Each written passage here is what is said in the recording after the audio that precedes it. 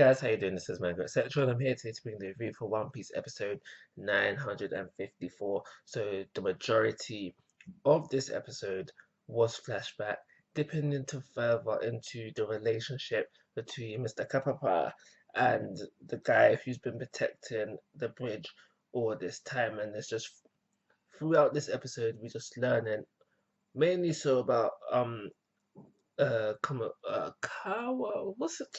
Mr. Kapapa and his life after um losing Momo's sister.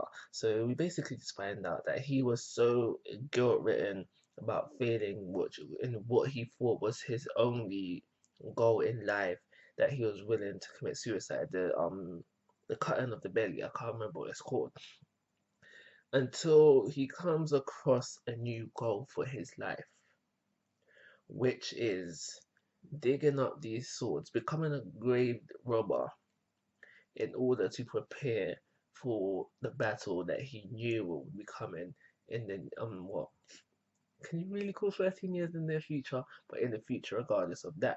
And like I said, it's just us seeing the relationship that was built between him, Mr. Kapapa, and the fox, the guy who's been protecting the bridge all this time.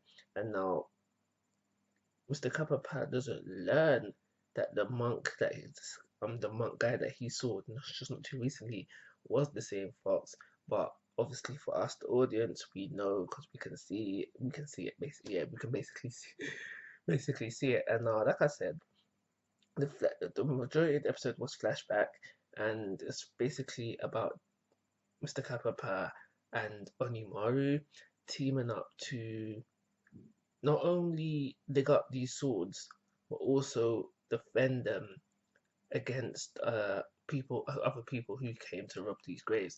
And now we saw a lot of them digging up the swords. We saw a lot of them pally, well, not a lot, but we saw them pally, and we saw them have their sprouts, and we also saw come Mr. Kapapa still food for Onimaru. But what we didn't see much of, which I really think they should have sprinkled in there just a little bit more, is other people coming to rob the grave to steal the swords. And now we saw probably what would be the most pivotal moment of grave robbing, when which what's the name? The name that Mr. Kapapa coming, the Geki Maru or Geki Maru or whatever Maru it was. We saw like the birth of that name. But I still think we should have sprinkled a little bit more grave robbing from other people in there just to round it out nicely, so it's like it was a complete story, because that's essentially what they was doing there, but we didn't see much of that.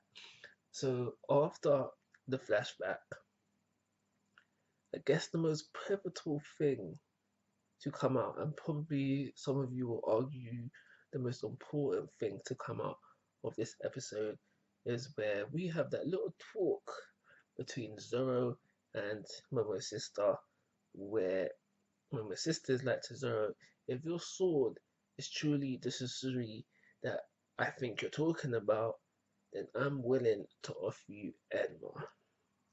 Now, when this happened in the manga, it was big. So for you anime onlys, probably very big right now. So one question I got for you, especially if you're an anime only watcher, what do you think Zoro's answer is gonna be? So now, when this happened in the manga, the reasoning for my answer simply stemmed from the relationship Zoro has with his swords. You need to think about the relationship Zoro has with his swords. But that look and the background music doesn't help, doesn't help either.